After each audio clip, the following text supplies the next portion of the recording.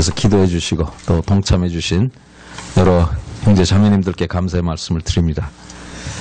오늘은 어제에 이어서요. 아가서 2장 말씀 2장 8절부터 마지막 절까지 저희들을 살펴보고자 합니다. 나의 사랑하는 자는 나의 사랑하는 자의 목소리로구나. 보라, 그가 산에서 달리고 작은 산을 빨리 넘어오는구나.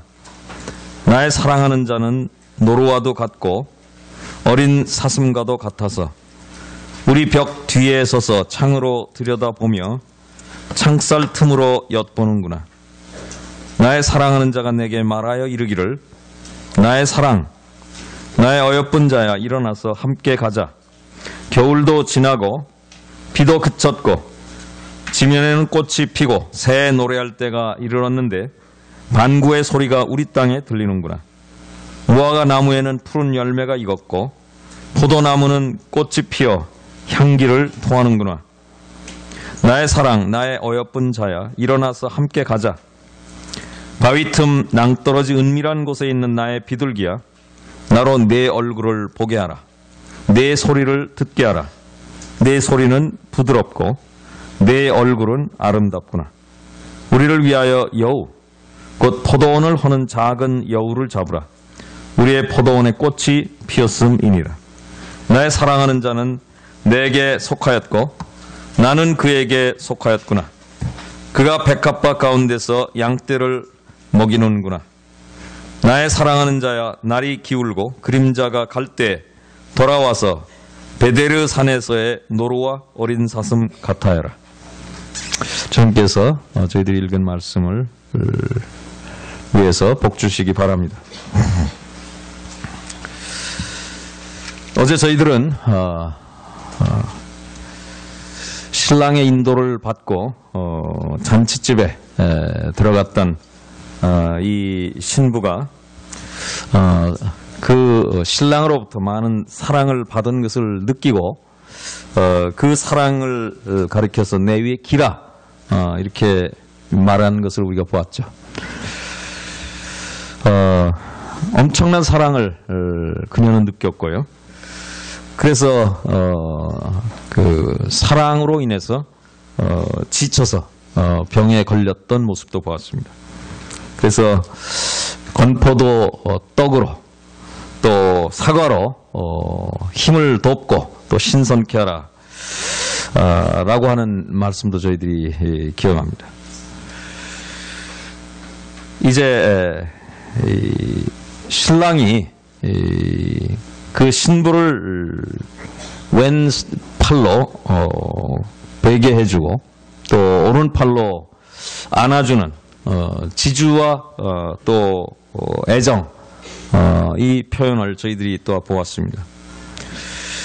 그리고 노루와 들사슴으로 부탁한다라고 하는 말씀 저희들이 기억합니다. 내 사랑이 원하기 전에 흔들지 말고 깨우지 말지라. 이제 이 여인이 8절 말씀에 와서 보면 사랑하는 자의 목소리를 듣게 됩니다. 이 사랑하는 자의 목소리, 이 사랑하는 자의 목소리는요 2장에도 나오고 이제 5장에도 나옵니다. 그런데 이 사랑하는 자의 목소리가 2장과 5장에 나오게 될 때 그 이후에 이 여인은 이제 꿈을 꾸고 이 꿈 안에서 많은 어려움을 겪습니다.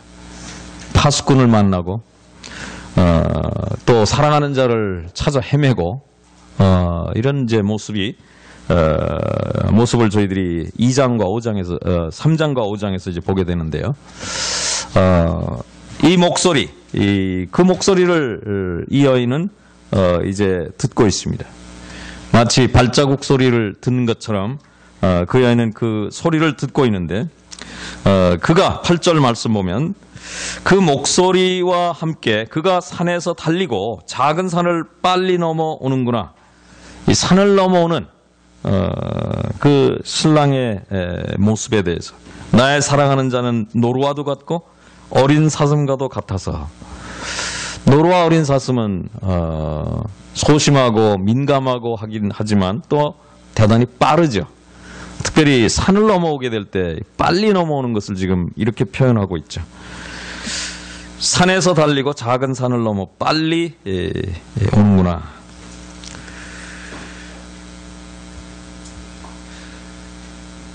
노루와도 같고 어른 사슴과도 같아서.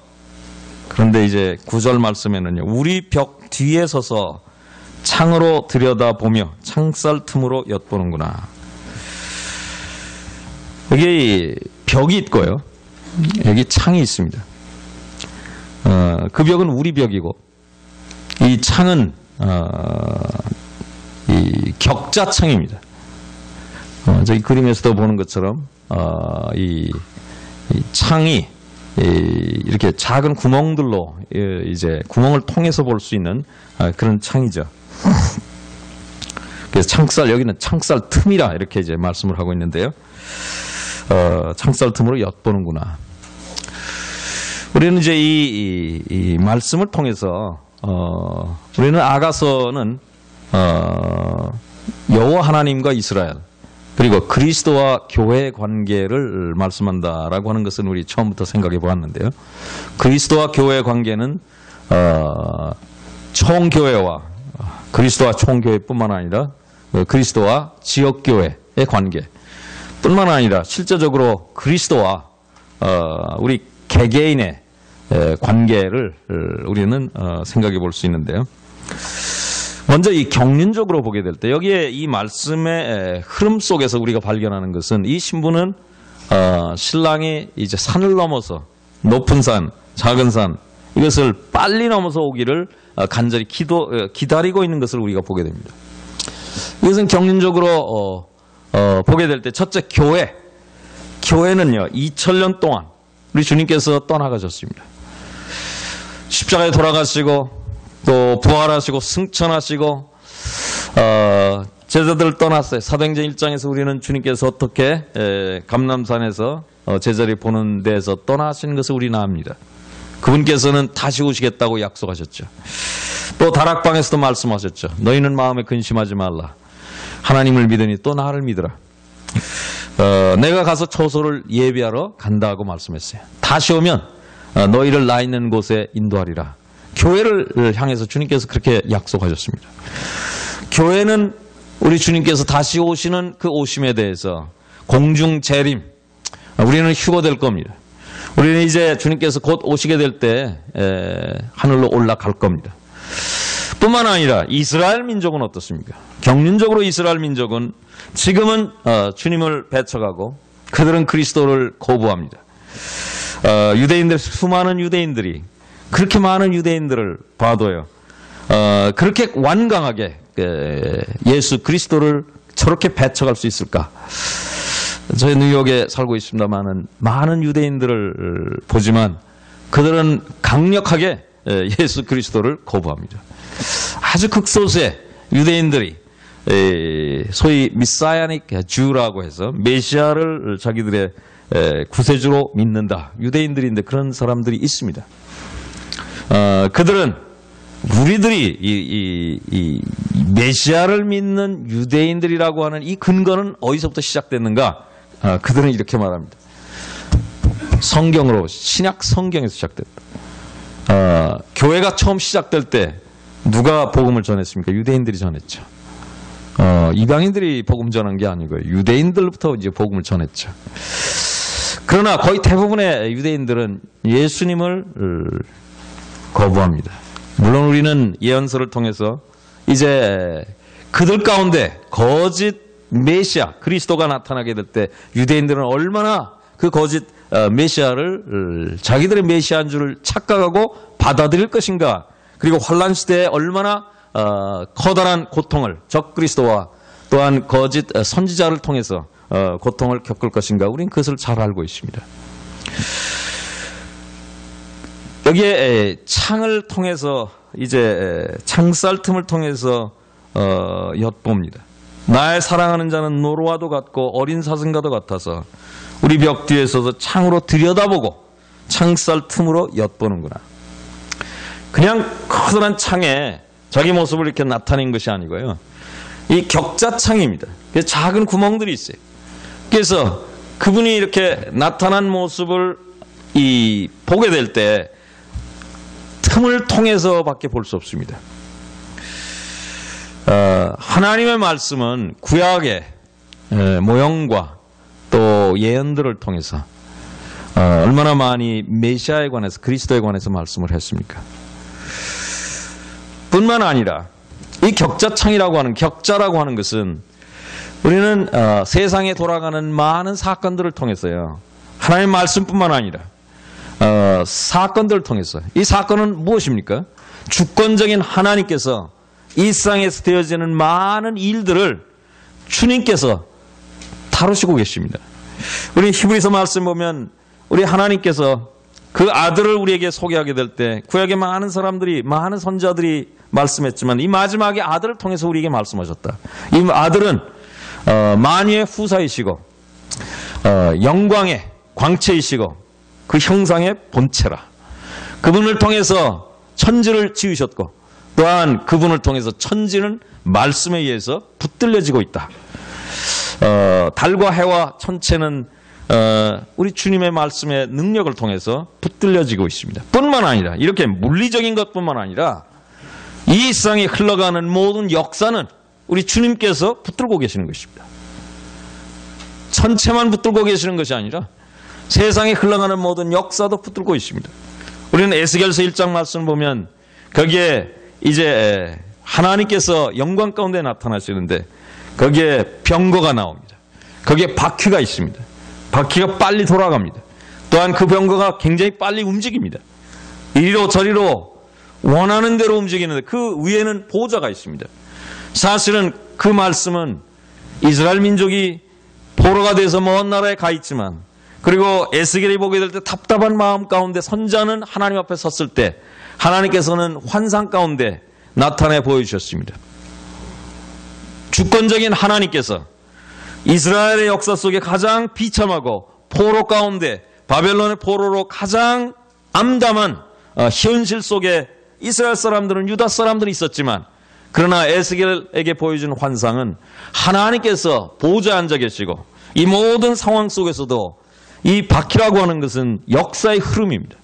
그것은 그냥 돌아가는 역사가 아니라 하나님의 보좌가 주권적인 능력 가운데 이 모든 사건들을 통제하고 계시다. 그래서 에스겔은 위로를 받았습니다.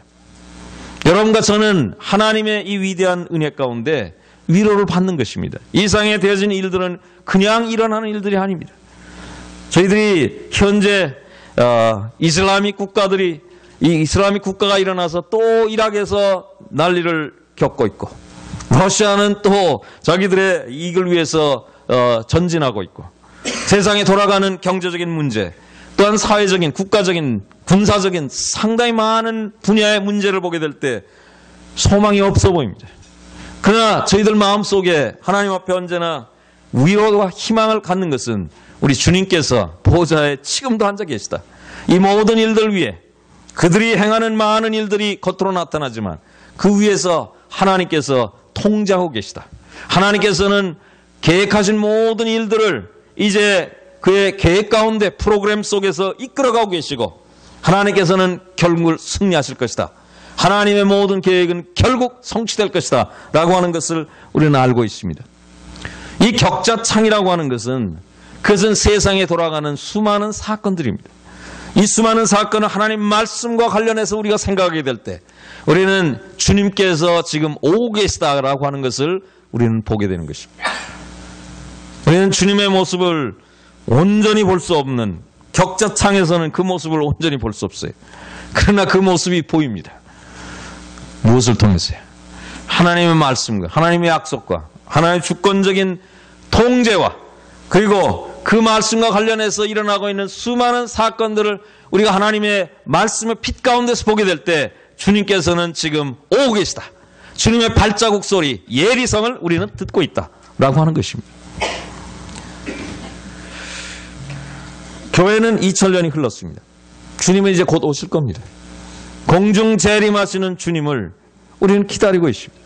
그래서 그분은 노루와도 같이 또한 어린 사슴과도 같이 높은 산들을 대단히 빨리 넘어오는 것입니다. 그 교회는 그것을 기다리는 것입니다. 이스라엘은 어떻습니까? 이스라엘은 지금 메시아를 거절하고 있지만 우리는 하나님의 말씀을 통해서 잘 알고 있습니다. 환난 시대 동안에 그들은 엄청난 고통을 겪습니다. 그들의 불신과 또한 메시아를 거절한 이 모든 결과를 통해서 그들이 겪을 고통이 있습니다. 말씀은 또 그것을 분명히 말씀하고 있어요. 그러나 이 민족, 하나님께 선택한 이 민족은 결국 예수 그리스도께서 지상재림하심으로 인해서 이 민족은 이제 회개하고 그들 가운데 성신이 임하고 그들은 온전히 회복이 되어서 하나님께 영광을 돌리고 이스라엘뿐만 아니라 그들이 하나님을 통해서 복을 받을 뿐만 아니라 이방 온 민족들이 아브라함의 후예인 이들을 통해서 하나님께 주시는 위대한 은혜와 또한 긍휼을 통해서 모든 민족이 복을 받게 될 것이다. 이와 같은 소망이 있습니다. 우리는 경륜적으로 보게 될 때 이와 같은 흐름 속에서 이 신부가 그 신랑을 어떻게 지금 기다리고 있는가라고 하는 것을 우리는 말씀 속에 잘 볼 수 있습니다. 근데 이제 또 한 가지 우리가 이 경륜적으로 볼 때 피조물들이요. 어떻습니까? 피조물들. 아담의 범죄로 인해서 피조물들 모든 창조물들이요. 로마서 8장 말씀 보면 다 탄식하고 신음하고 있다 그랬어요. 이 심지어 피조물이라 할지라도 이제 하나님의 아들들이 나타날 것을 기대하고 있다라고 하고 있습니다. 우리는 우리 주님께서 이 땅에 오시게 될 때 왕의 왕으로 또 주의 주로 이 땅에 오셔서 온 세계를 통치하게 되실 때 그때 어떤 현상이 일어날 겁니까? 온 세상이 모든 피조물들이 완전히 회복될 겁니다. 그 모든 질서가 다시 회복되고 사막에서 장미꽃 피고 놀라운 환경적 변화도 일어나게 될 것입니다. 피조물도 구원받습니다. 이 위대한 일들이요. 우리는 경륜적인 측면에서 보게 될 때 일어날 것이다. 이 모든 것들은 우리를 구속하시고 우리 교회만 구속한 것이 아니라 이스라엘도 구속하시고 또한 그의 부활의 능력 가운데 이제 저희들을 세우신 이분께서 다시 오시게 될 때 일어나게 될 놀라운 일이다라고 하는 것을 저희들은 알고 있죠. 신부의 소망은 이분이 오시는 것입니다. 빨리 오시는 것입니다. 그런데 그분은 빨리 오실 수 있어요. 아무리 높은 산이라도 아무리 높은 언덕이라도 그분은요 노루와도 같이 사슴과도 같이 재빨리 오실 수 있다. 어떤 것도 우리 주님께서 우리에게 오는 것을 가로막을 수 있는 방해할 수 있는 그런 존재는 없다라고 하는 것을 우리는 말씀에서 발견할 수 있죠. 그런데 이제 실제적인 면에서 우리가 이제 여기서 또 보겠습니다. 여기 우리 벽이라고 하는 말씀이 있습니다. 우리의 벽. 우리 벽 뒤에 서서 창으로 들여다보며 창살 틈으로 엿보는구나. 이제 이 음성, 사랑하는 자의 목소리, 이 8절 말씀에 사랑하는 자의 목소리가 들리는구나. 이 여인이 그 목소리를 들었죠. 이 여인은 조금 전에 사랑병에 걸려 있었습니다. 사랑. 우리가 구원받고 나서 주님이 우리를 사랑하신 것에 대해서 그 사랑은 너무나 고귀하고요. 우리의 마음속에 어떤 것도 바꿀 수 없고 우리를 그렇게 신선하게 만들어 주었고 우리로 하여금 온 세상이 달리 보이도록까지 하셨습니다. 그 사랑은 귀한 사랑입니다. 그래서 이 신부의 이제 문제, 사실 우리 초신자의 문제는 무엇입니까? 우리는요, 우리 주님이 우리를 사랑하시는 것은 너무나 귀합니다. 그래서요, 우리는 그 사랑에 그냥 빠져 있기만 원하는 것입니다. 우리 주님의 제자들이 비오나 산상에 올라갔을 때 그들은 너무나 즐거웠습니다. 높은 산에 올라가서 우리 주님께서 거기에 나타나셨죠. 거기엔 모세도 나타났고 엘리야도 나타났어요. 베드로는 너무나 황홀한 그와 같은 분위기, 또한 그리스도께서 주님께서 미래에 나타나실 영광을 예고편으로 보여주시는 이 위대한 산상에서의 정상에서의 이 경험, 그것은 베드로 마음속에 너무나 고귀해서요. 그는 여기에 초막을 여기다 지읍시다. 그냥 여기 머물러 있읍시다 라고 이야기했죠. 그런데 산 아래에서는 무슨 일들이 있었습니까? 산 아래에서는요, 거기 산에서 이렇게 내려왔을 때 귀신 들린 그 아이가 고통 가운데 거품을 물고 그 아버지는 그 아이를 낳게 할 수 없는 현실을 보고 너무나 고통 가운데 있었죠. 산 아래에서는 여전히 사단이 지배하는 죄 가운데서 고통 가운데 사람들이 신음하는 그와 같은 현실이 있었다.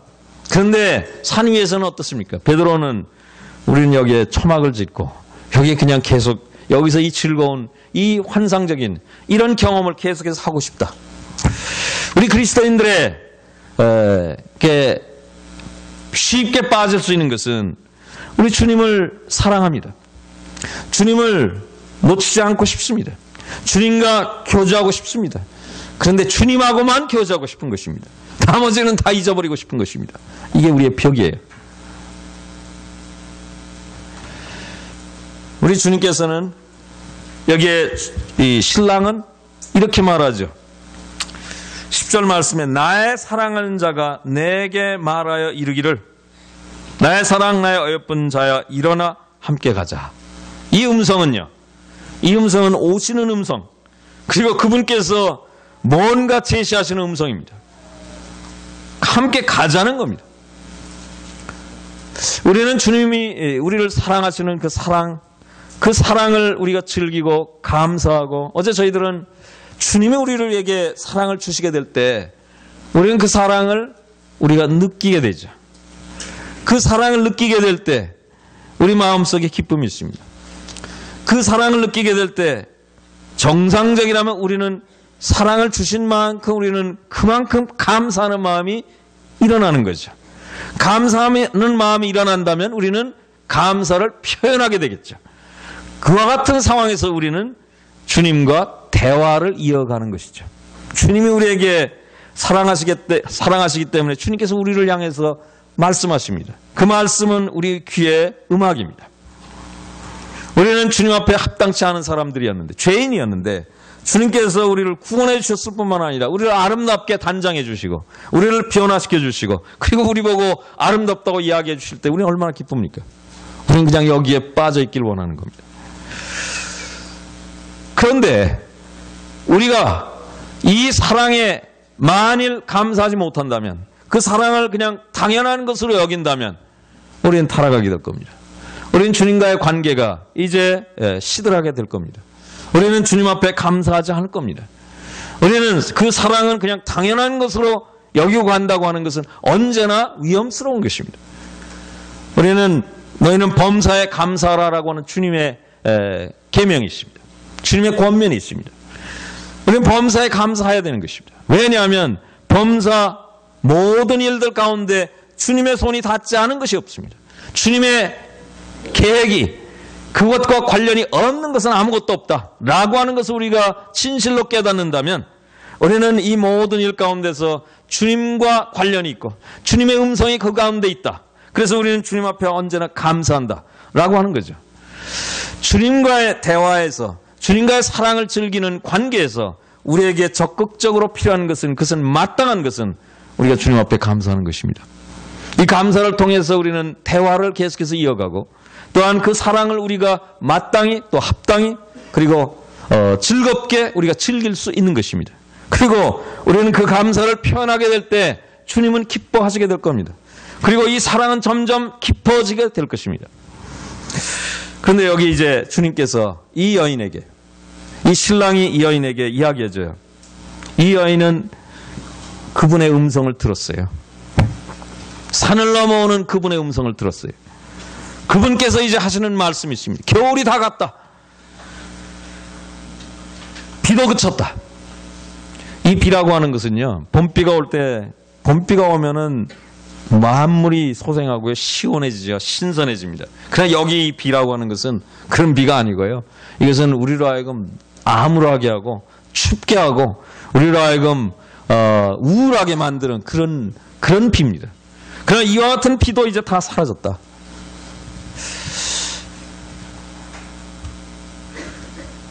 겨울이 지나고 조금 전에 우리가 경륜적으로 생각해 봤습니다.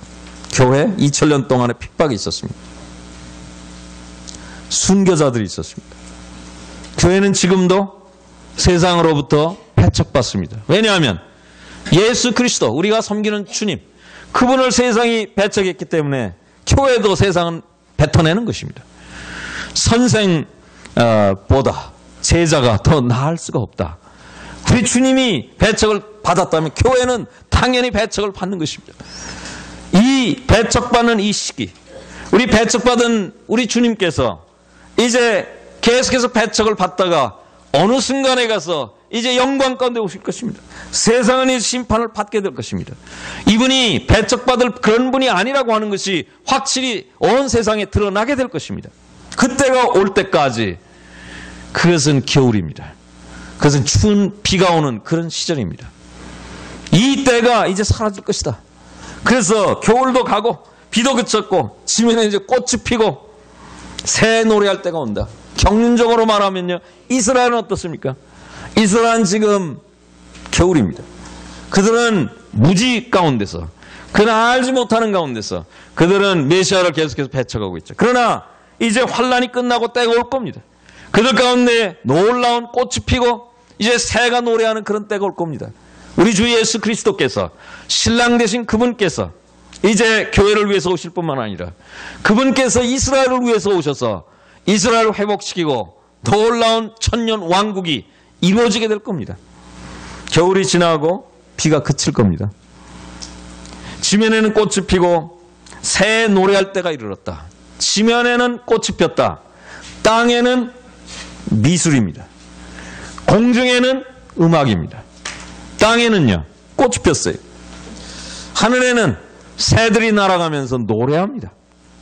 땅과 하늘, 모든 것이 다 변할 것이다.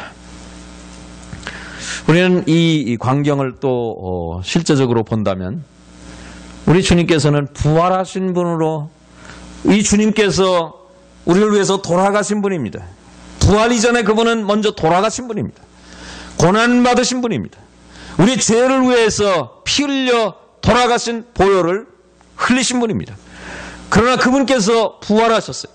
그 부활의 능력은 엄청난 것입니다. 그 부활의 능력은 우리에게도 전해졌어요. 그 부활의 능력은 이제 우리 주님께서 행하는 일마다 나타나실 것입니다.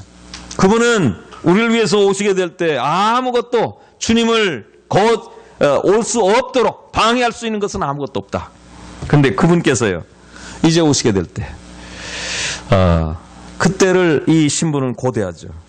이분께서 이제 이 신부에게 제안합니다. 나하고 함께 가자. 나하고 함께 가자라고 하는 이 제안에 대해서 이 신부는 어떻게 할 것인가 라고 하는 겁니다. 우리는 3장에 가서 이제 이 여인이 꿈을 꾸면서 막 괴로워하는 그런 모습을 보게 되는데 왜 그 같은 일이 일어났을까? 주님께서 가자고 하는데요, 온전히 가지 못했기 때문에 그런 것입니다. 부활의 능력, 그 부활의 능력은요, 부활 생명의 풍성함으로 나타납니다. 여기 새가 노래하고 꽃이 피고요, 반구의 소리가 우리 땅에 들리고 무화과 나무에는 푸른 열매가 익었고 포도나무는 꽃이 피어 향기를 토한다. 이 모든 것들은요, 부활의 생명의 풍성함입니다. 우리 주님께서 부활하셔서 생명을 우리에게 전해줍니다. 이 부활의 생명, 그래서 우리는 주님과 함께 죽었을 뿐만 아니라 주님과 함께 살아났습니다. 그래서 새 생명이 우리 속에 역사하는 것입니다. 부활의 능력은 말로 할 수 없이 큰 것이죠. 우리 잠깐만 이것과 관련해서요, 빌립보서에 있는 말씀을 보겠습니다. 사도 바울께서요, 빌립보서에서 이런 고백을 했습니다. 빌립보서 3장 10절 말씀입니다.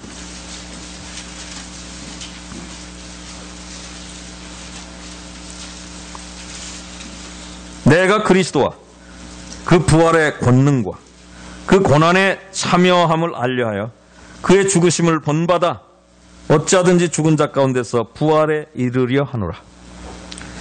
사도는 내가 그리스도를 알고 부활의 권능을 알고 그 고난의 참여함, 즉 고난의 교제가 무엇인지를 알려하여 그의 죽으심을 본받는다, 이렇게 말씀했어요. 그리스도를 알고, 우린 그리스도를 알기를 원합니다. 우리 그리스도를 알게 될 때 그리스도의 부활의 권능을 알고자 하는 것입니다. 그 부활의 권능은 어마어마한 것입니다.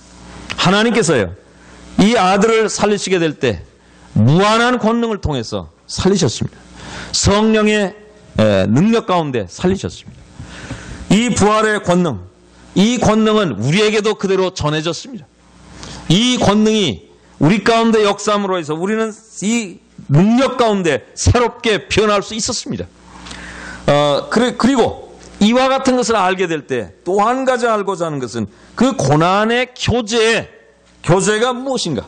고난에 참여함을 알려 한다.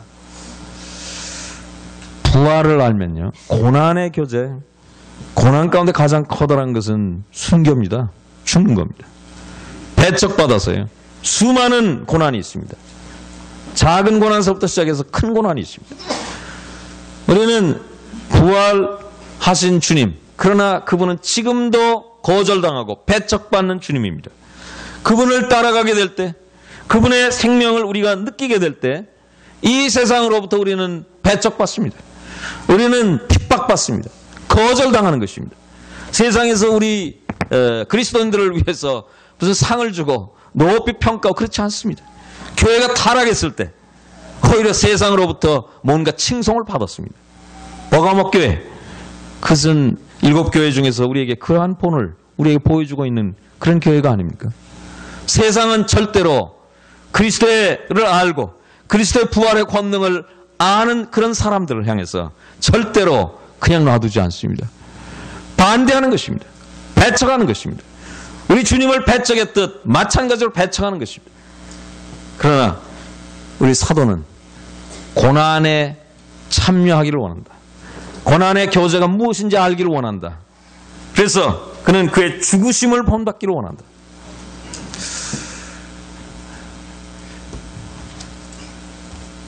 여기 아가서 2장에서는요, 이 신랑이 신부에게 나와 함께 가자고 하는 것입니다. 어딜 가는 겁니까? 사도 바울이 빌립보서 3장 10절에서 말씀한 것 같이 그리로 가자는 겁니다. 부활의 능력이, 부활의 생명의 풍성함이 있습니다. 그것이 있는 것이 사실이라면 우리는 우리 주님의 고난이 무엇인지, 그 고난의 교제가 무엇인지 우리는 그것도 알아야 되는 것입니다. 신랑이 신부를 사랑한다, 어여쁘다, 이 아름답고 또 참 마음에 감동적인 이야기를 듣게 될 때 이 신랑의 말씀 속에서요, 이제 나오는 것은 이것입니다. 이제는 새로운 단계다. 이제는 나와 함께 이 부활의 권능 가운데 이제 나아가자. 그것은 고난이 무엇인지도 알자라고 하는 것입니다. 고난의 교제가 무엇인지도 알자. 여기 공중에는 새가 노래하죠. 땅에는 꽃이 폈죠. 미술과 음악, 이것은 영적인 예술입니다. 그것은 부활이 가져다주는 놀라운 능력입니다. 위대한 현실입니다. 그것이 사실이라면 배척받은 주님이 부활하셨습니다. 뿐만 아니라 그분은 승천하셨어요. 그분은 보좌 우편에 앉아 계세요. 이제 그분은 때가 되면 오실 겁니다. 우리는 이 위대한 사실을 알고 있고 그 위대한 능력을 우리가 알고 있고 그 위대한 영광을 알고 있기 때문에 이제 주님 오실 때까지 그 기간 동안에 우리는 배척받을 것에 대해서, 반대받을 것에 대해서 우리는 사실하고 현실하고 인정하고 그것에 대해서 우리는 현실적으로 받아들이고 가야 된다고 하는 것이죠.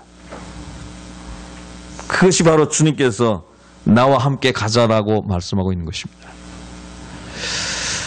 우리가 그래서요, 그 다음 말씀 보면요, 여기 나의 사랑, 나의 어여쁜 자야, 일어나 함께 가자. 다시 한번 그런 이야기를 하죠. 나의 사랑이기 때문에, 사랑하는 자이기 때문에 우리 주님께서는 이 신부와 함께 가길 원합니다. 주님께서는 여러분과 저를 구원해 주셨어요.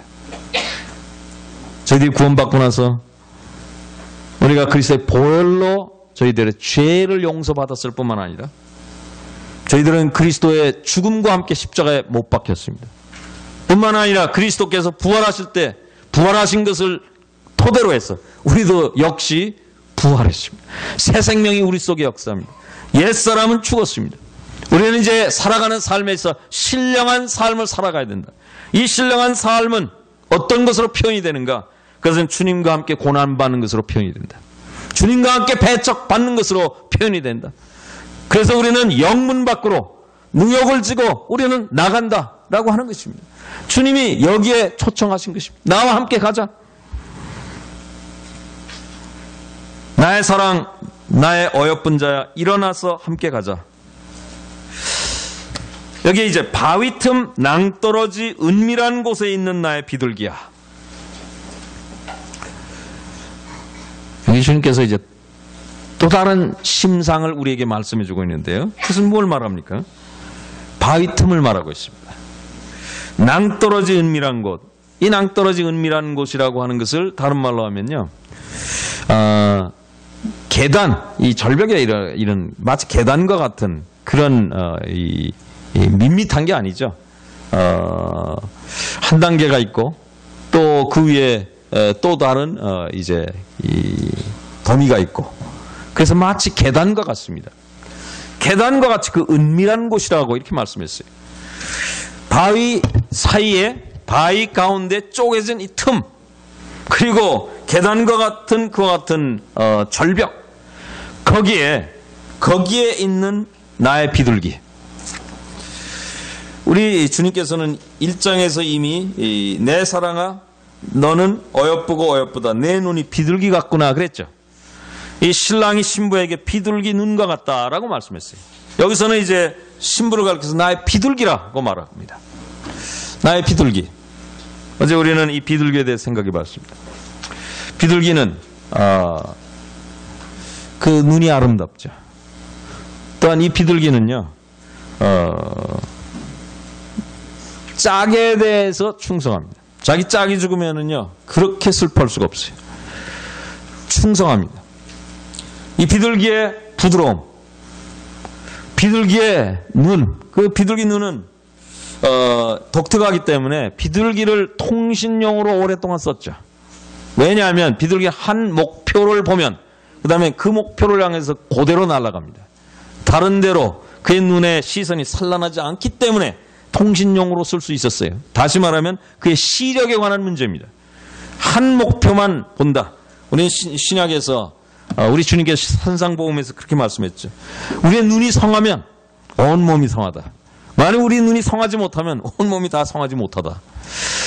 눈은 이와 같은 대단히 중요하죠. 비둘기 눈은 그렇게 중요하다. 그래서 제일 처음에 이 신부를 가리켜서 그 아름다움을 이야기할 때 비둘기 눈과 같다.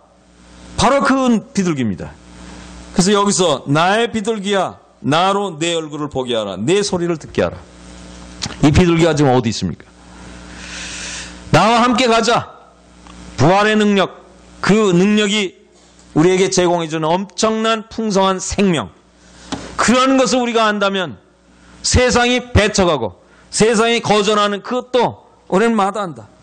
우리는 그리스도의 고난의 교제가 무엇인지를 우리는 그것도 알기를 원한다. 사도 바울이 말한 것처럼요. 우리는 주님을 따라서 그렇게 가야 합니다. 여기 보면 이제 또 다른 그림을 우리에게 보여주고 있는데 이 비둘기가 바위 틈에 있다라고 하는 겁니다. 바위 틈에 있어요. 비둘기가 이 바위 틈 사이에 있습니다. 바위 틈이라고 하는 것은 무엇입니까? 그것은 우리 주 예수 그리스도의 십자가죠. 십자가로 또 초청합니다. 부활의 권능.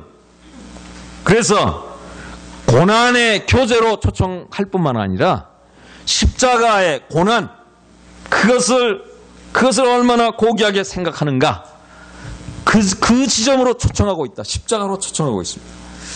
우리 주님께서 십자가에서 고난을 받으셨습니다. 그것을 구약은 우리에게 이렇게 표현하고 있죠.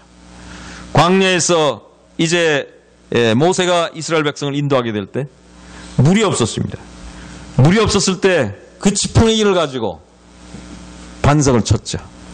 그 반석을 쳤을 때 거기서 물이 나와서 이스라엘 백성은 시원해졌습니다. 반석이 바위를 쳤다. 바위는 상하는 겁니다.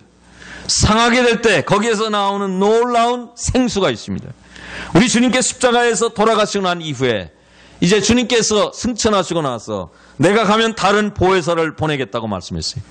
성령이 오셨습니다. 그래서 물이 나왔죠.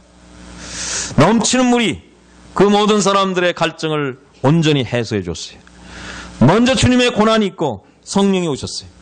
그 같은 그림, 그것을 보게 될 때 주님께서 고난받으신 것, 그것은 반석 되신 주님께서 쪼개지신 것입니다. 그 쪼개지신 그 틈, 그것이 십자가입니다.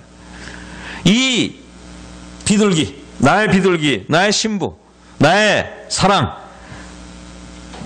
그의 음성을 듣기를 원하고요, 그의 얼굴 보기를 원한다고 이 신랑은 말하고 있습니다. 나는 내 소리를 듣기를 원하고 내 얼굴을 보기를 원한다. 그런데 그 소리는 어디서 들려야 됩니까? 그 얼굴은 어디서 볼 수 있어야 됩니까? 그것은 바위 틈입니다. 바위 틈이에요. 우리의 음성은요, 바위 틈에 들어가서 숨어 있지 않으면 우리의 음성은 듣기 좋지 않습니다.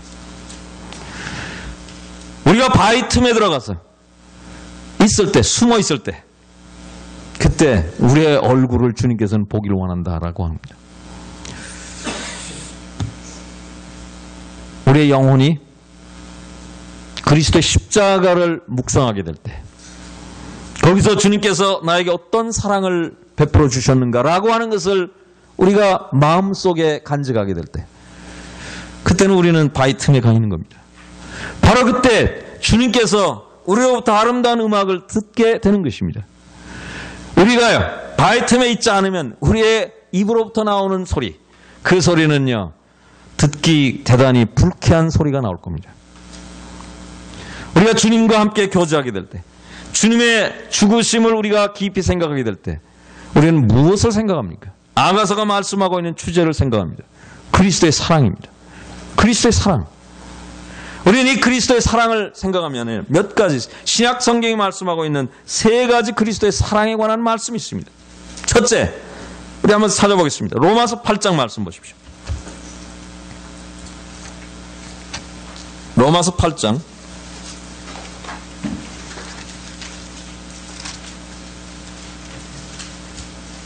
35절입니다. 누가 우리를 그리스도의 사랑에서 끊으리요? 환난이나 곤고나 핍박이나 기근이나 적신이나 위험이나 칼이랴. 누가 우리를 그리스도의 사랑에서 끊을 수 있겠는가? 그리스도의 사랑, 이것은 가장 강력한 접착제다. 가장 강력하게 우리를 연합시켜주는, 붙여주는 그런 힘이 있다. 그것을 말씀하고 있죠. 아무것도 그리스도의 사랑에서 우리를 끊을 수가 없어요. 예수 그리스도의 십자가, 그것은 바위 틈입니다. 우리가 그 안에 들어가 있을 때 우리는 안전합니다. 첫째, 안전합니다.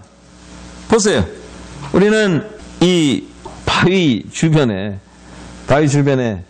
얼마나 많은 위험한 짐승들이 있습니까? 비둘기 연약하죠. 자기 보호하기 위해서 바위 틈에 들어가 있어야 됩니다.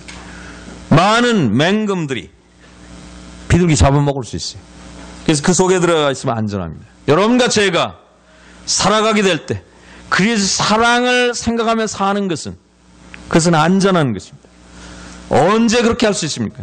우리 주님께서 이제 나는 내 소리를 듣고 싶다, 내 얼굴을 보고 싶다라고 하는 바로 그 장소, 그거는 바위 틈입니다. 우리가 주님을 묵상하고요, 주님의 십자가를 묵상하고 주님의 십자가를 묵상한다고 하는 것, 우리 주 예수 그리스도의 생애의 가장 절정입니다. 우리 주님께서 이 땅에 오셔서 살아가게 될 때 죄 없이 살았습니다. 온전히 살았습니다.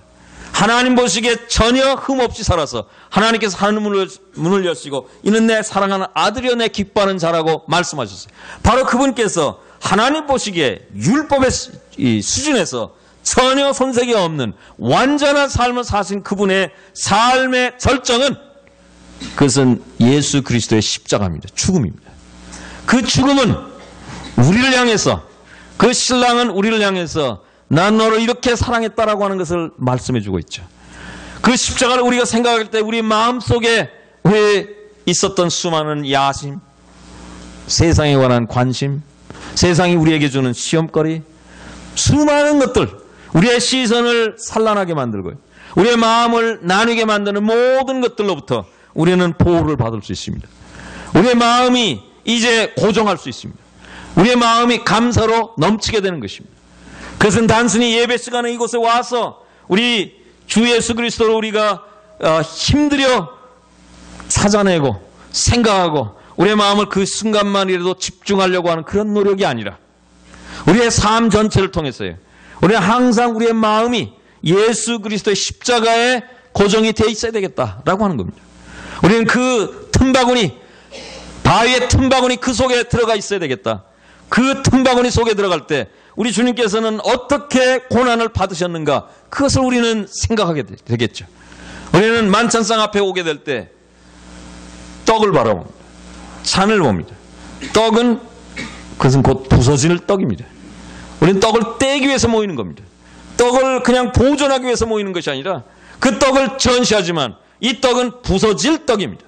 또한 그 잔은, 그 잔 속에 있는 것은 포도가 이겨져서 이제 담겨진 것입니다. 예수 그리스도의 고난, 죽음의 고통, 그것은 현실입니다. 물론 그 후에 주님께서는 부활하셨어요. 그러나 분명히 주님께서는 죽음을 통과하신 분입니다. 그 죽음은 나를 위해서 주님께서 피 흘려 돌아가셨다.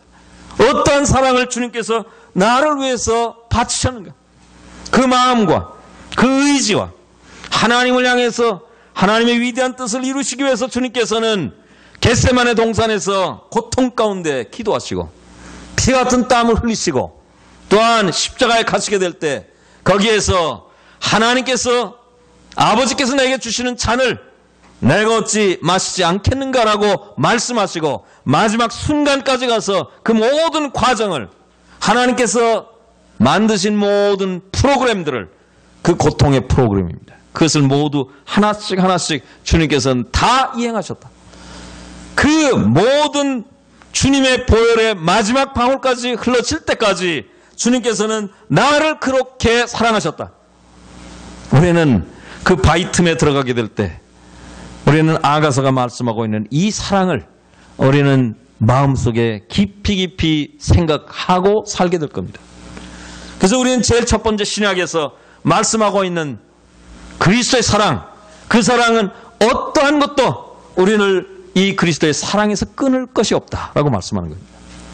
무엇이 이 사랑에서 끊겠습니까? 어떤 것이 감히 이 사랑에서 우리를 끊겠습니까? 두 번째요, 우리는 에베소서에 있는 말씀 보겠습니다. 에베소 3장 18절입니다. 능히 모든 성도와 함께 지식에 넘치는 그리스도의 사랑을 알아.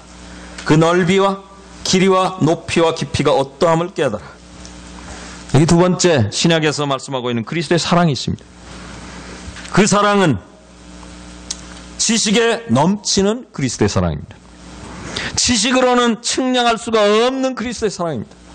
우리의 언어로는 묘사할 수 없는 그리스도의 사랑입니다. 이 그리스도의 사랑, 그것은 지식을 초월한 사랑입니다. 그것은 그래서 그 다음에 넓이와 깊이와 높이와 깊이가 어떤 것을 우리가 알아야 된다. 그것을 우리가 알 수가 없습니다. 우리는 영원히 그리스도의 사랑을 측량하려고 해도 측량할 수가 없습니다. 그 어마어마한 광활한 바닷속에 우리는 계속해서 헤엄칠 겁니다. 그리고 그것을 우리는 즐길 겁니다. 그리고 감사할 겁니다. 그리고 예배할 겁니다.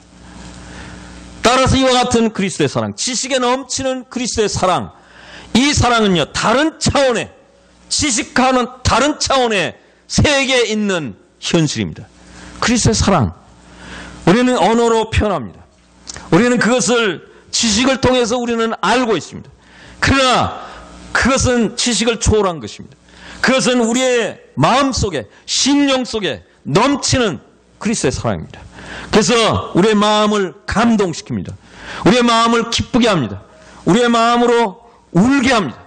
우리는 그분 앞에 엎드리게 합니다. 그 사랑, 그것이 우리를 사로잡는 것입니다. 그 사랑이 우리를 정복했습니다. 우리 주님께서, 이 신랑께서 이 신부의 목소리와 얼굴을 바로 그 그리스도의 십자가에서 보기를 원한다고 하는 겁니다.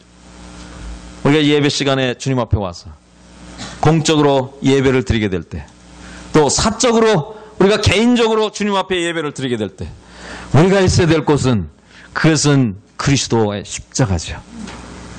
그분의 죽음입니다. 그것은 단순히 공적으로 예배 시간에 떡을 떼게 될 때, 여기에 와서 있을 때 우리가 그리스도의 십자가 안에 들어와 있는 것만이 아니라, 사실 우리가 살아가는 모든 삶 속에서 우리의 마음은 언제나 그리스도의 십자가에 와 있어야 된다. 바위 틈에 우리가 가 있어야 된다. 바로 거기서 주님께서는 우리 얼굴을 보기를 원합니다. 우리의 음성을 듣기를 원하시는 것입니다. 우리는 어떤 음성을 들려드릴까요? 예배입니다. 예배는 여기 특별히 그리스도의 사랑이라고 얘기할 때 지식에 넘치는 그리스도의 사랑이라고 했어요. 예배는 어떤 것입니까? 사마리아 여인에게 우리 주님께서 말씀했어요. 사마리아에서도 말고 예루살렘에서도 말고 이제는 예배 드릴 때가 왔다. 이 하나님께서는 예배 드리는 자를 찾는다. 너희는 신령과 진리로 예배를 드리라 말씀했죠. 예배는 지식 가운데 드리는 겁니다. 그래서 진리 가운데 드리는 겁니다. 근데 동시에 예배는요, 신령함 가운데 드리는 것입니다. 예배는 우리 주님 예수 그리스도 안에 있는 그 위대함, 그분의 생애와 그분의 죽음, 그 생애의 가장 절정은 죽음입니다. 그 생애가 완전하다면 그 생애를 통해서 우리를 구원할 수 없어요. 그러나 이 완전한 삶은 죽음을 위해서 전구 기간이었습니다. 또 그 삶을 통해서 우리 주님께서는 완전함을 드러내셨습니다. 그리고 나서 바로 그 완전하신 그분이 십자가에서 돌아가셨고, 그것을 하나님 아버지께서 너무나 기뻐하셨어요. 만족하셨어요. 그래서 그분 안에서 우리를 하나님은 받으셨습니다. 우리가 연락되었습니다. 우리는 이 십자가 앞에 오게 될 때, 우리는 예배를 드리게 될 때, 그분 앞에 오게 될 때, 이 십자가, 그 안에 담긴 그리스도의 사랑, 이것은 지식을 초월하는 것입니다. 그것은요, 우리가 그 십자가를 다 말할 수가 없습니다. 언어로 다 표현할 수가 없습니다. 우리는 언어로 표현하지. 우리는 십자가를 얘기하지. 그러나 그 십자가의 깊이와 넓이와 폭을 우리는 잴 수가 없습니다. 그래서 우리는 예배 드리게 될 때 진리 가운데, 지식 가운데 예배를 드리고 십자가도 이야기하고 그분의 죽음도 이야기하지만, 그러나 이 예배 안에는 신비한 것이 담겨 있습니다. 우리는 그것을 다 이해할 수가 없습니다. 그래서 예배 드리게 될 때 우리는 신비 가운데 예배를 드리는 것입니다. 우리는 우리의 마음이 감탄 가운데, 다 묘사할 수 없는 이 어마어마한 것을 그 앞에서 우리는 우리의 마음을 토로하는 것입니다. 우리의 마음을 주님 앞에 드리는 것입니다. 바로 거기서 이 신랑은요, 이 신부 비둘기의 음성을 듣기를 원했다고 말씀했어요. 바로 거기서 이 비둘기의 얼굴 모습을 보기를 원했다. 얼굴 모습은 어떤 겁니까? 우리가 감사할 때 얼굴 모습, 그건 참 보기 좋은 얼굴입니다. 이 세상에서요, 기도할 때 모습이 참 아름답다고 말합니다. 그런데 감사하는 얼굴은 하나님께서 우리를 통해서 보기 원하는 겁니다. 그것은 예배가 아닙니까? 우리는 예배 시간에요, 우리는 말씀을 드립니다. 우리는 기도합니다. 찬송합니다. 음성을 들려드립니다. 그런데 우리 하나님께서는요, 우리 예배 시간에 우리 뭘 보길 원합니까? 음성만 듣기를 원하는 게 아니라 우리의 얼굴을 보기를 원한다고 하는 겁니다. 어떤 얼굴입니까? 감사로 가득한 얼굴입니다. 감탄으로 가득한 얼굴입니다. 우리 하나님께서는 그걸 보기를 원하시는 것입니다. 그럼 여기 예배드리고 올 때 우리는 어떤 얼굴로 오는 겁니까? 우리가 이 세상에 살기 때문에 때때로 불쾌해가지고 올 때도 있어요. 때때로 성령 얼굴 가운데서 아직 추스리지 못하고 올 때도 있어요. 왜? 아직 시간에 그냥 오게 될 때요, 아직 이게 정리가 안 돼서 올 때가 있어요. 이게 참 얼마나 주님 앞에 부끄럽습니까? 이 정리 안 된 이 얼굴이 우리 주님 앞에 나타난다면 얼마나 부끄럽습니까? 여기 신랑은 신부에게 신부를 통해서요. 두 가지, 음성과 얼굴을 보기를 원한다.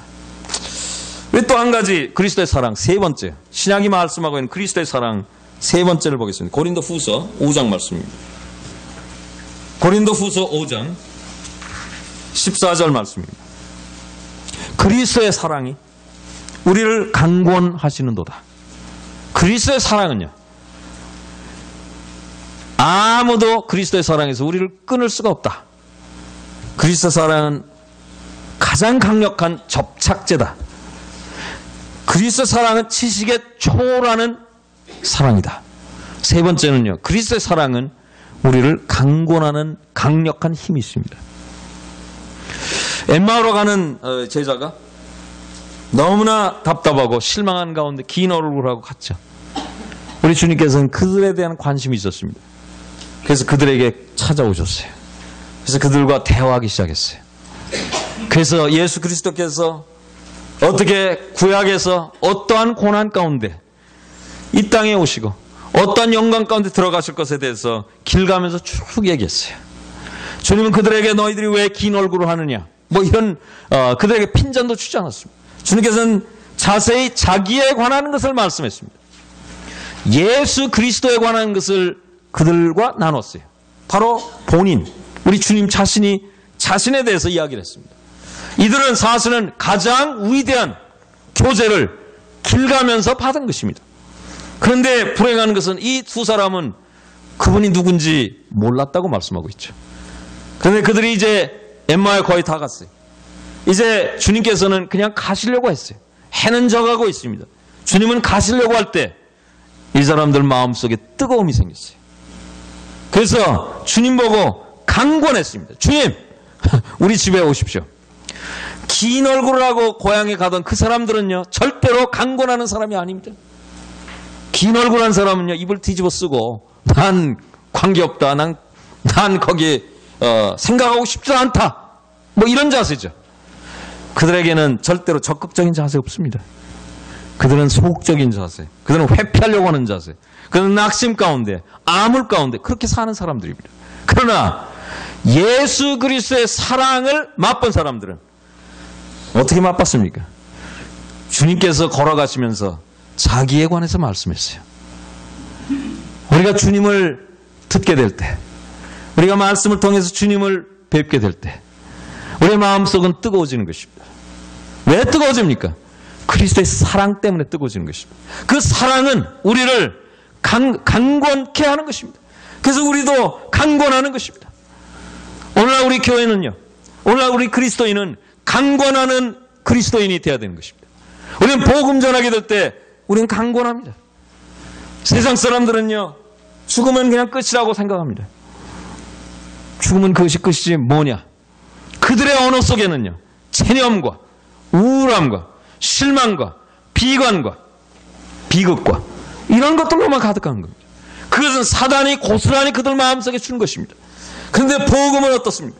이 복음은 이와 같이 처절한 인생의 마음을 향해서 하나님께서 우리를 어떻게 사랑하셨는가, 예수 그리스도께서 우리를 어떻게 사랑하셨는가, 우리의 마음속을 다 뒤흔들어 놓는, 우리의 마음속을 휘젓는, 그래서 사랑으로 가득 차서 하나님 앞에서 반응하도록 만들어주는 강권하는 힘이 있습니다.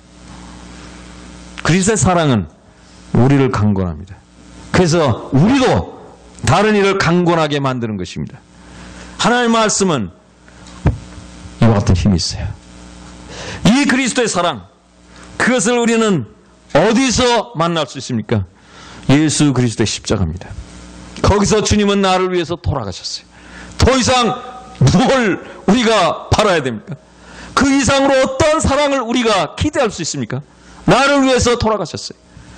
그래서 나는 그것을 생각하게 될 때 내 마음속에 찾아오는 원망이나, 내 마음속에 찾아오는 여러 가지 실망이나, 내 마음속에 찾아오는 허무나, 이런 모든 것들은 순식간에 사라져버리는 것입니다. 예수 그리스도의 사랑, 그것은 나로 하여금 이제 벌떡 서서 일어나서 다른 사람을 이끌어갈 수 있도록 만들어주는 강력한 힘이 있다. 왜냐하면 그것은 사랑이기 때문입니다.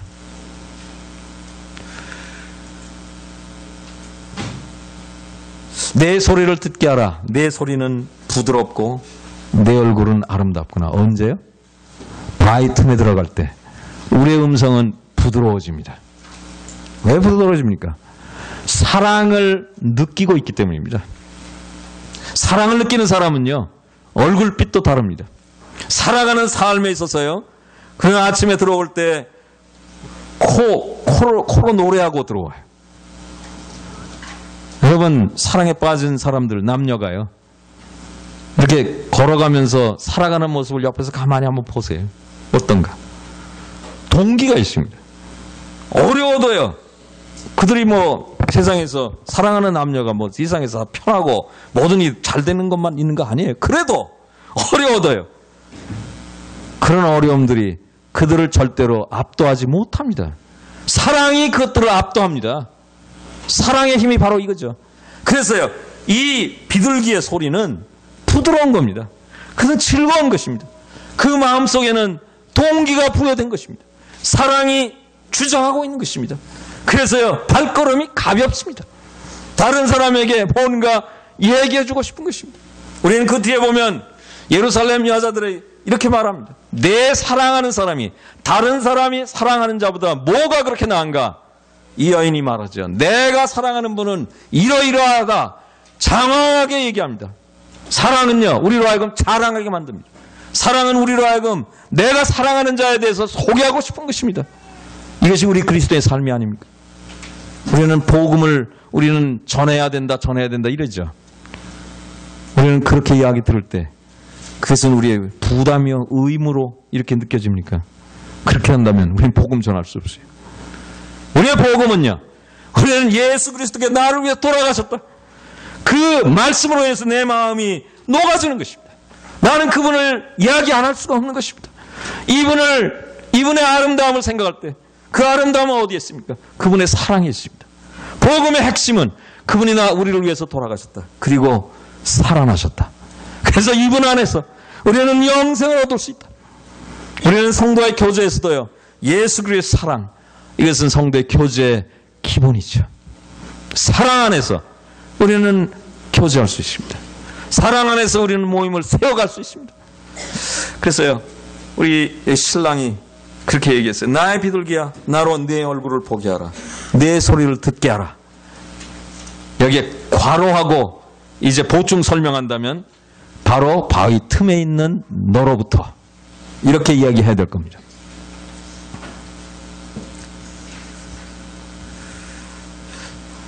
여기 이제 그 다음 말씀 보십시오. 우리를 위하여 여우, 곧 포도원을 허는 작은 여우를 잡으라.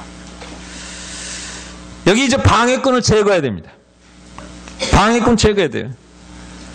우리는 예수님의 사랑, 그 사랑이 우리의 마음을 감동하고 우리를 인도하고 우리 가운데 역사하고 이 모든 일들이 일어날 때 우리 가운데 방해꾼들이 있어요. 여기 보면 여우를 잡는데 특히 작은 여우를 잡으라 그랬어요. 우리 하나님께서 우리에게 이렇게 말씀하십니다. 작은 것을 멸시하지 말라. 이 스가랴서에 보면요, 포로 후에 이렇게 돌아온 이스라엘 백성들 너무나 절망 가운데 빠졌어요. 옛날 솔로몬 때는요, 얼마나 재정이 풍부했습니까? 레바논에서 그냥 막 백향목들 들어오죠. 또 뭐 이미 다윗이 엄청난 것을 준비해 왔죠. 그리고 그때는 평화의 시대죠. 그리고 온 세계가 이스라엘을 우러러보죠. 조공을 바치죠. 엄청난 재정이 있었습니다.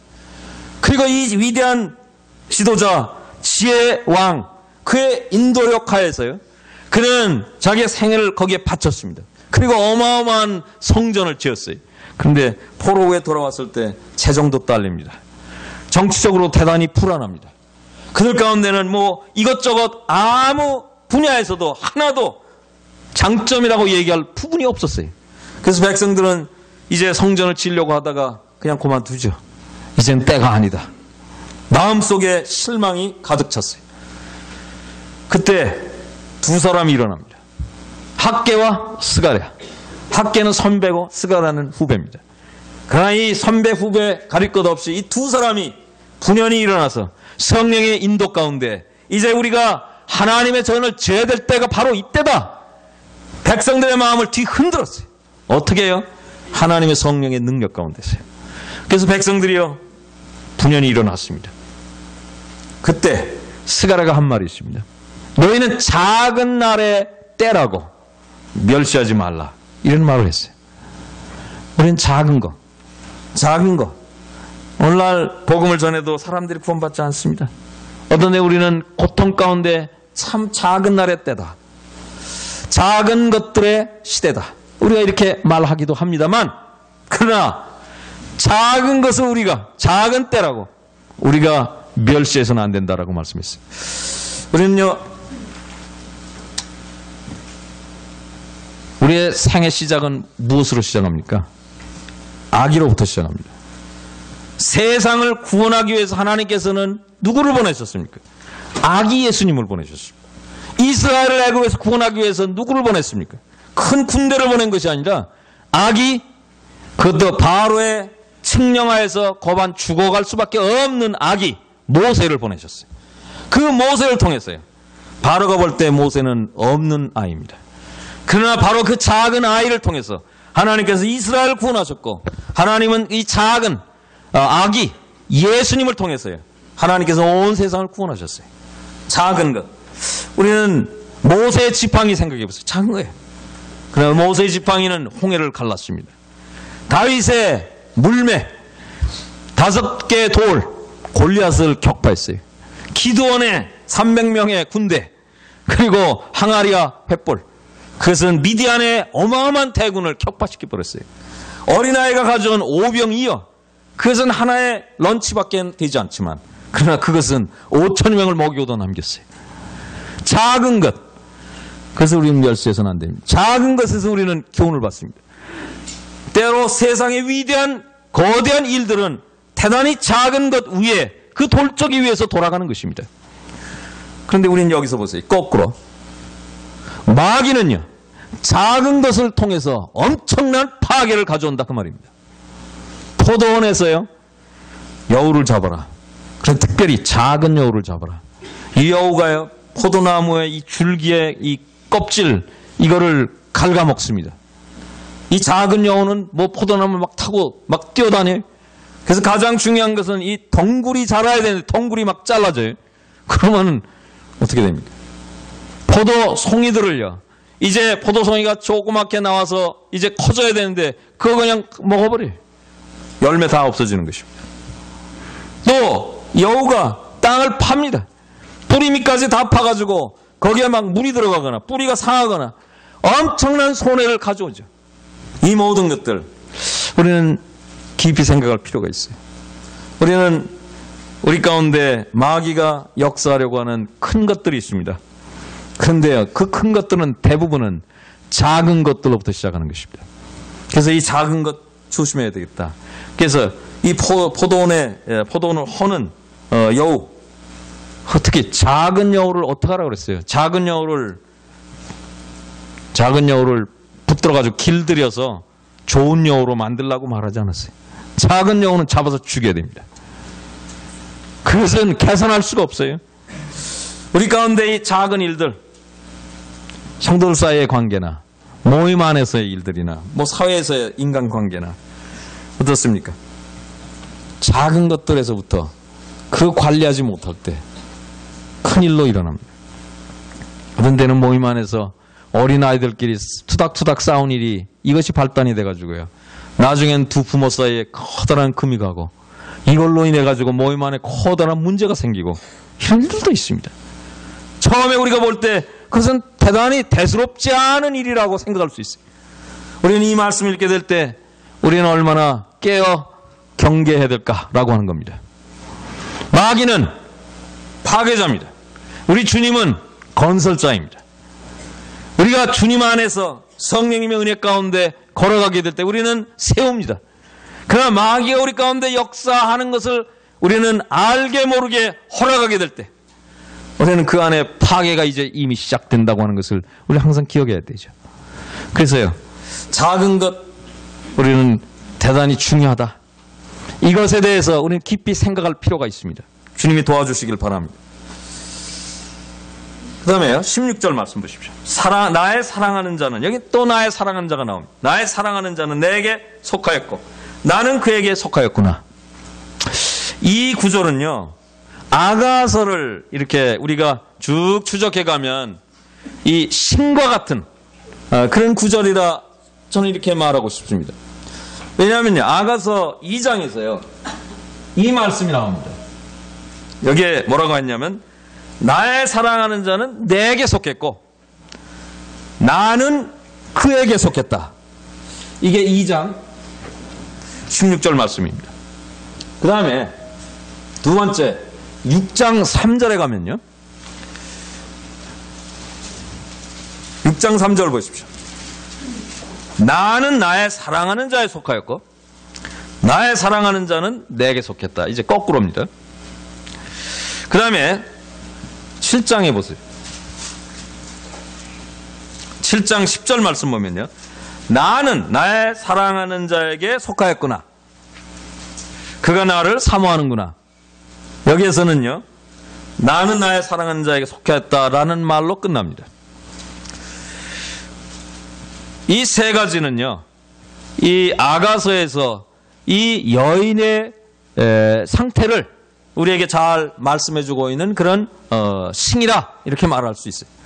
첫 번째 2장 16절에서요, 우리가 읽은 말씀과도 같이 나의 사랑하는 자는 내게 속했다. 여기서 보면요, 신부가 중심이에요. 나의 사랑하는 자는 내게 속했고 그 다음에 나는 나의 사랑하는 자에 속했다. 근데 두 번째 6장에서는 어떻습니까? 6장에서는 나는 나의 사랑하는 자에 속했고, 여기서는 사랑하는 분이 주인입니다. 그 다음에 사랑하는 분이 내게 속했다. 그건 뒤로 나옵니다. 그 다음에 7장에 가면 7장 10절에서는요, 나는 나의 사랑하는 자에 속했다. 6장에서 말씀한 내용의 첫 번째 것만 말씀하고 그걸로 끝납니다. 그냥 그분이 뭐 내게 속했다 이런 말씀이 없어요. 다만 7장 10절에서는 그가 나를 사모하는구나 라는 말로 대체하고 있습니다. 이 관계는, 이와 같은 말씀의 전개는 뭘 말씀해 주고 있을까? 이 여인의 영적인 상태, 사랑하는 관계에서요, 그의 입장이 어떻게 변하느냐라고 하는 겁니다. 첫째, 나의 사랑하는 자가 내게 속했다라고 하는 건 뭡니까? 우리가 주님이 나를 사랑하신다, 그것을 내가 알게 될 때요, 참 기쁘죠. 너무나 신납니다. 그런데 그것은요, 나의 특권으로 항상 느끼는 겁니다. 그분이 나를 사랑해줘요. 나의 특권이에요. 근데 내가 그분에게 속했다라고 하는 말은 내가 그분을 향한 책임입니다. 이 두 가지 관계를 우리는 마음속에 둬야 됩니다. 그런데 여기 제일 첫 번째 이 신부가 한 말은 특권부터 먼저 얘기했어요. 그 다음에 책임을 얘기합니다. 근데 두 번째는 어떻습니까? 두 번째는 자기의 책임을 먼저 얘기합니다. 그 다음에 특권을 얘기합니다. 근데 세 번째는 어떻습니까? 자기의 책임을 이야기하고 그걸로 끝났다. 이 여인의 사랑에서의 성숙을 말하죠. 우리 사랑은 무엇입니까? 물론 사랑이 감정이라고 하는 말은 세상의 사람들이 사랑한다고 하는 사랑의 개념 속에 담겨 있는 것은 감정입니다. 감정적인 사랑. 그것은 자기중심적인 사랑입니다. 자기가 좋으면 사랑이라고 느껴지고 자기가 싫으면 그 사랑이 아니라고 이야기하는 대단히 주관적이고 감정적인 사랑이다. 이와 같은 사랑 위에서는 수많은 문제를 우리는 환영할 수밖에 없다, 이 말입니다.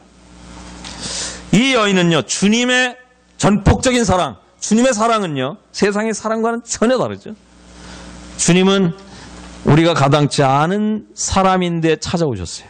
관심을 가졌어요. 왜냐하면 우리는 하나님의 형상대로 지어졌기 때문입니다. 그분께서는 우리가 범죄했을지라도, 그래서 타락했음에도 불구하고, 그래서 파멸 가운데 들어간 상태라 할지라도 하나님께서는 우리에 대한 창조자로서의 책임, 하나님의 형상대로 지었다고 하는 이 사실을 토대로 해서 여전히 책임을 가지고 계셨고, 하나님께서는 우리가 하나님의 원수 되었을 때 하나님은 그 아들을 보내심으로 인해서 하나님의 사랑이 이것이라고 하는 것을 확증했습니다.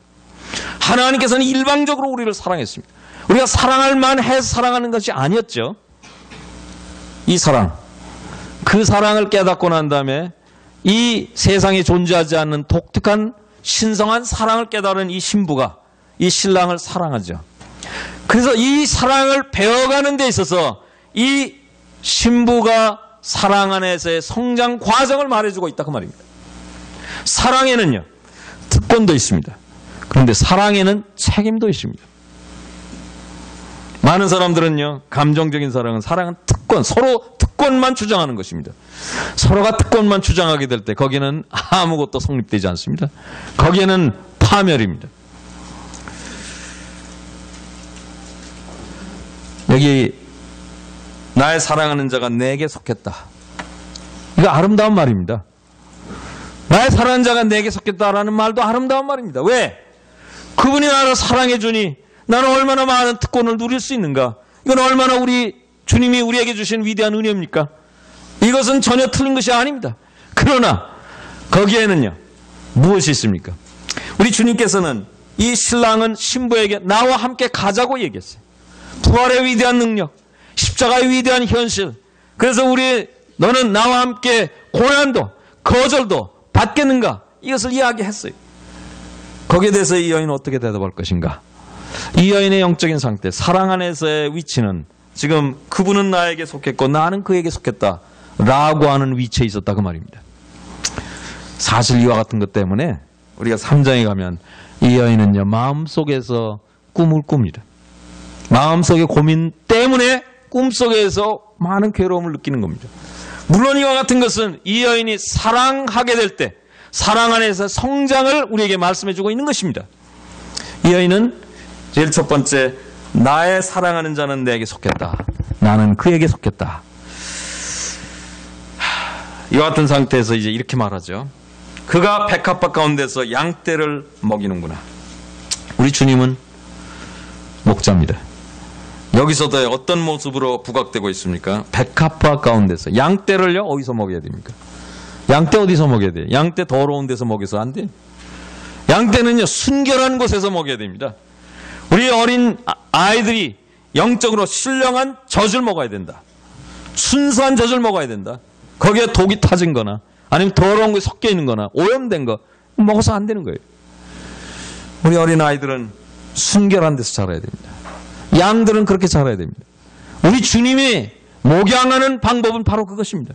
순결한 곳에서 양들을 키운다. 양들을 먹인다. 백합화 가운데서 양떼를 먹이는구나.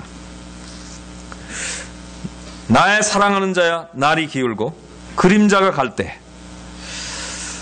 여러분 아가서에서 이 구문은 2번 나옵니다. 나의 사랑하는 자야 날이 기울고 그림자가 갈 때. 여기 2장 17절에서 나오고요. 그 다음에 4장 6절에 나옵니다. 날이 기울고 그림자가 갈 때. 이 두 가지는 서로 이제 같은 구문으로 시작합니다만은 서로 반대의 이야기가 나옵니다. 첫째, 2장 10절 말씀에서 나의 사랑하는 자의 날이 기울고 그림자가 갈 때 돌아와서 라고 말씀합니다. 근데 4장 6절 말씀에서는요, 날이 기울고 그림자가 갈 때 내가 가리라 라고 말씀합니다. 2장 17절에서는요 이제 무엇을 느끼고 있습니까? 이 여인은요 지금이 어두운 때라고 느끼는 겁니다. 날이 기울고 그림자가 갈 때라고 하는 것은 이제 동력이 동쪽에서 이제 해가 뜨려고 할 때, 그러니까 아직까지는 어두운 때예요. 성소에서는 등대가 있었습니다. 등대가 빛을 비췄어요. 그럼 우리 주님께서 이 땅에 계실 때 이제 때가 나아지니 낮에 밤이 오면 아무 일도 할 수 없다. 낮으니까 지금 일해야 된다. 이런 말씀했어요. 밤이 오면 아무 일도 할 수 없다. 주님께서 떠나십니다. 밤이 옵니다. 지금은 밤입니다. 주님의 부재 중에 세상은 밤입니다. 그런데 이 부재 중에 세상의 밤인데 어두운데 이 어두운 세상 현재 빛을 비추는 건 누군가? 둘입니다. 하나는 요한계시록 1장이 말씀하고 있는 등대 지역교회가 빛을 비춥니다. 오늘 이 시대는 주님의 부재의 시대입니다. 주님이 떠나가셨어요. 어둡습니다. 그때 지역교회가 빛을 비춥니다.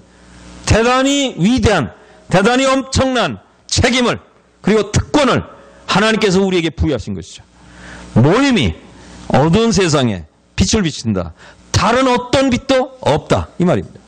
두 번째, 우리 모임을 구성하고 있는 개개인이 개인의 간증을 통해서 세상에 빛을 비춘다.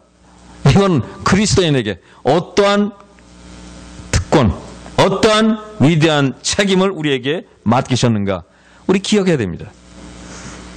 개인적으로요. 개개 그리스도인들. 그리고 집합적으로 모임. 이 둘만이 어두운 세상에 빛을 비춘다. 그래서 신부는 날이 새기를 기다리는 것입니다. 주님이 오기를 간절히 기다리는 것입니다. 주님이시여 빨리 오십시오. 이 세상에서요. 이 어두운 세상에서 그러나 이 어두운 세상 우리가 빛을 비춰야 되는데 빛을 못 비치게 만드는 그런 요인들이 있어요. 예를 들어서요. 대단히 합법적인 것들입니다. 합법적인 것들이 우리가 못 비치게 한다고요? 예를 들어서 가사를 돌보는 일들. 또 우리가 직장 생활할 때, 또 우리가 학생으로서 학교에서 여러 가지 맡은 일들을 이수하고 학업을 이수하게 될 때, 다 이거 합법적인 일이고 해야 되는 일들입니다. 또 우리가 사업을 하게 될 때, 가장으로서, 아내로서, 또 자식으로서, 학생으로서 그리스도인들은 이와 같은 합법적인 일들, 마땅히 해야 될 일들을 책임지고 매일 살아가고 그렇게 해야 됩니다. 그런데 이 합법적인 일들 대단히 미묘한 겁니다. 이 합법적인 일들을 때문에 우리가 주님과의 교제가 어려워져서 우리가 빛을 못 비칠 수 있는 그런 가능성이 있다고 하는 것을 우리는 마음속에 둬야 됩니다. 우리는 어두운 세대에 주님의 부재 중에 우리가 빛이다. 이 위대한 주님의 부르심에 대해서요. 우리는 대단히 조심해야 된다. 합법적인 일, 그것을 놓고도 우리는 어떻게 이 위대한 주님의 위임에 대해서 우리는 빛으로서 이 세상에 살아갈 수 있을까? 하나님의 말씀을 통해서, 복음을 통해서, 진리의 말씀을 통해서, 나의 성장을 통해서, 주님과의 가까운 교제, 주님이 오실 때까지 여전히 내가 빛으로 남아있도록 하기 위해서 우리 얼만큼 조심해야 될까? 주님의 도움을 구해야 됩니다. 기도해야 됩니다. 주님을 의지해야 됩니다. 지혜를 사용해야 됩니다. 또 한 가지, 그 다음에 이제는 비합법적인 것입니다. 세상이 우리를 유혹하는 것들, 세상이 우리 삶 속에요, 유혹으로 찾아와서 세상을 사랑하게 만드는 것, 물질을 사랑하게 만드는 것, 영적인 전진을 방해하는 모든 것들, 그 모두가 다 우리가 세상에 비추지 못하게 하는 것들이죠. 우리 이거 조심해야 됩니다.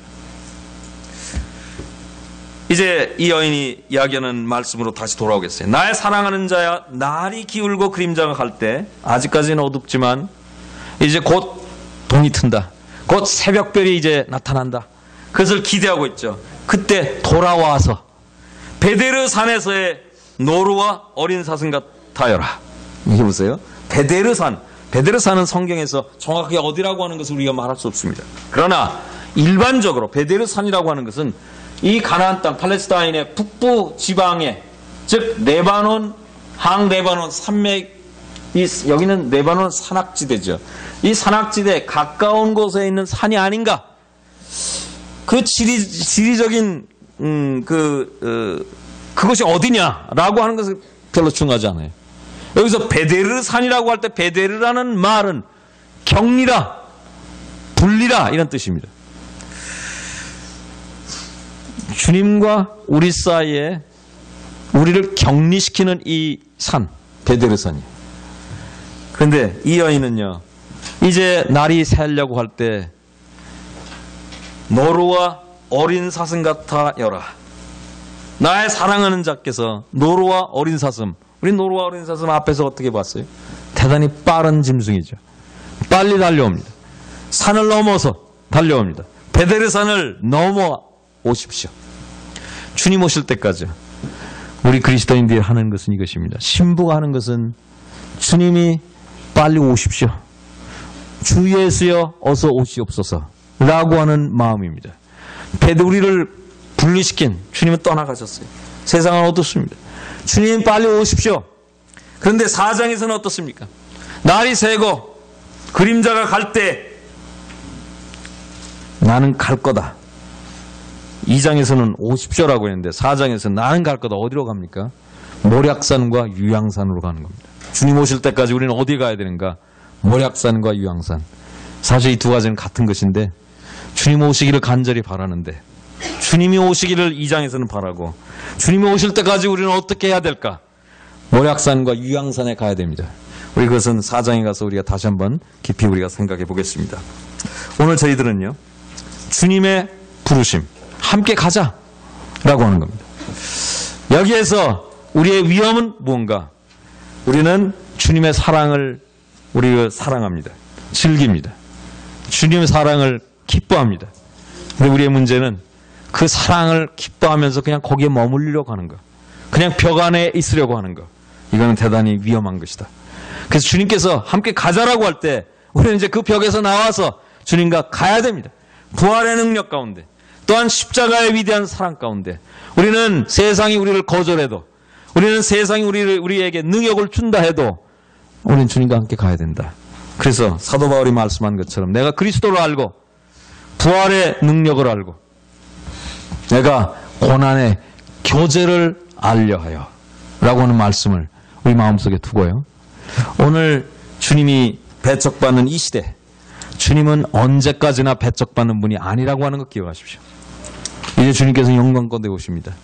이 신부가 얼마나 주님의 오기를 고대하고 있었습니까? 왜냐하면 그분께서 영광 가운데 오실 거거든요.